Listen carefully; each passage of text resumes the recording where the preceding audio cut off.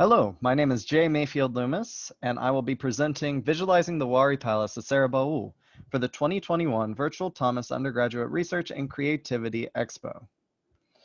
This would not have been made possible without funding from the 2020 to 2021 Undergraduate Research and Creativity Award, as well as all the support I have received. The faculty members who helped me on this are Dr. Donna Nash of the Anthropology Department and Professor Stephen Skorski of the Interior Architecture Department.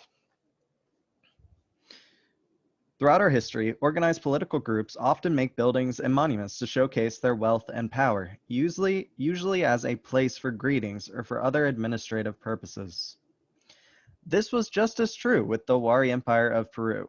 On the Mesa Cerro Baúl in the Moquegua Valley of southern Peru, a lavish palace lay in ruins. The purpose seems to have been to host meetings and entertain guests while demonstrating the power and wealth of the people who lived there. Unit 25 in the palace appears to have been a gathering hall, with benches and places for people to commune, as well as what appears to be an area for a leader to preside over a meeting. With advancements in technology, we are able to gather data from a multitude of sources to create a model of what we think the site may have looked like. This sort of model enhances future archaeological interpretations, not only of the Wari Empire, but of other spaces to better understand how these administrative sites existed.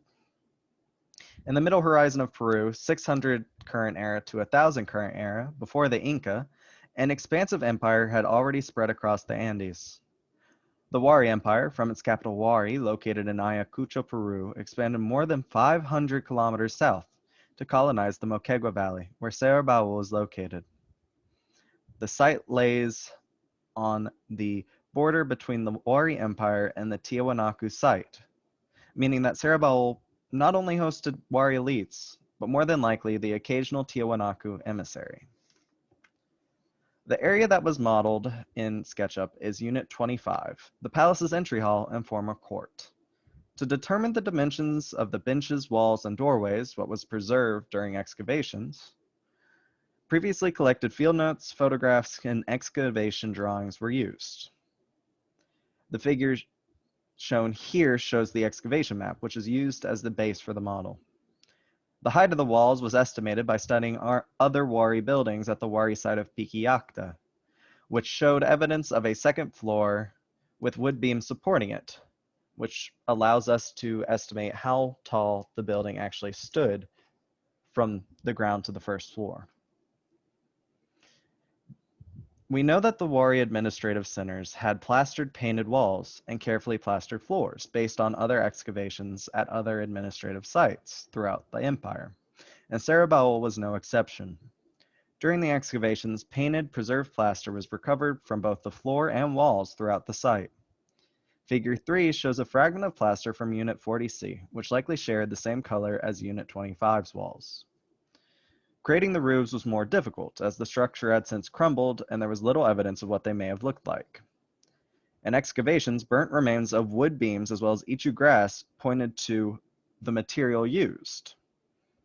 With this material, we can interpret that a grass-thatched roof with wooden beams was what was likely covering the courtyard. For the western niche, we referenced a ceramic vessel with a leader presiding over activities, then recreated that roof in SketchUp. The courtyard was not fully covered, more than likely, but it would definitely need shade in the hot Peruvian sun.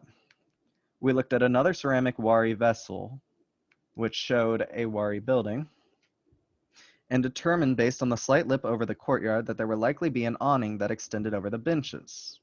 With the help of wood beams, this would have been entirely reasonable, especially if the awning came out to a meter, fully shading it. Using this archaeological data, we were able to create a model based on these interpretations. Seen here are 3 shots taken from the inside of this model. The first shot shows a top-down view of what it looked like, and the second 2 shots are from the inside.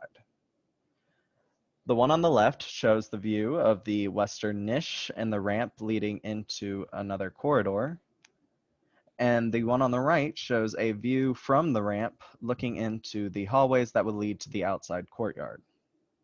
These sorts of models are important for understanding the use of space in archaeology and furthering our interpretation of the Mesa and palace at Cerro Baúl. Thank you for listening. I'm Jay, and have a good rest of your day.